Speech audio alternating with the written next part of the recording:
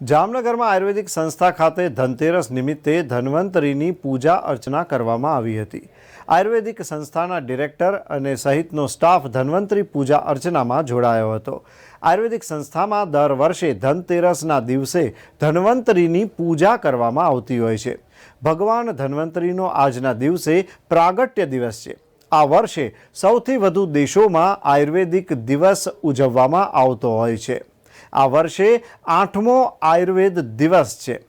PM Narendra મોદીએ Ayurveda for one health theme પર કરવામાં આવી રહી છે આ ઉજવણી, જ્યાં પ્રતિદિન પ્રત્યેક માટે આયુર્વેદ થીમ પર ITRA દ્વારા આ ઉજવણી કરવામાં આવી રહી છે। ગત વર્ષે દેશના વડાપ્રધાન નરેન્દ્ર મોદીએ ITRAને વૈશ્વિક સંસ્થાનો દરજ્જો આપ્યો હતો।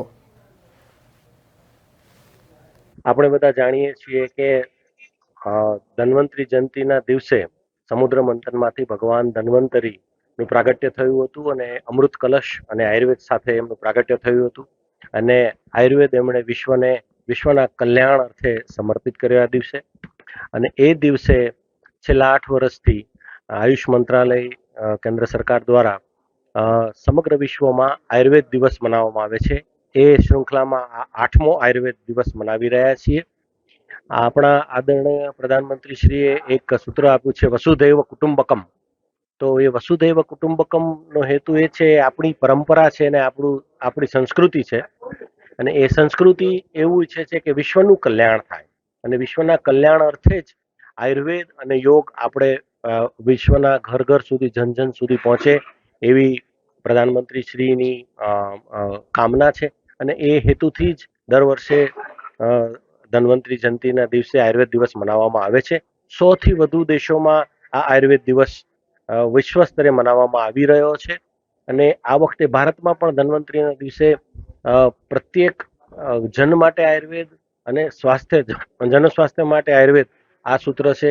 કિસાનો માટે આયુર્વેદનું પણ સૂત્ર અપનાવવામાં આવ્યું છે, જે આપણી પરંપરાગત પદ્ધતિઓ છે ખેતીની અને એમાં આયુર્વેદ દ્વારા પેસ્ટિસાઇડ્સ કે બીજા અન્ય ખાતરોનો ઉપયોગ ન કરીને આયુર્વેદમાં વર્ણિત જૈવિક અને ખાતરો અને પેસ્ટિસાઇડ્સનો ઉપયોગ કરવામાં આવી રહ્યો છે, એનું પણ પ્રમોશન કરવામાં આવી રહ્યું છે।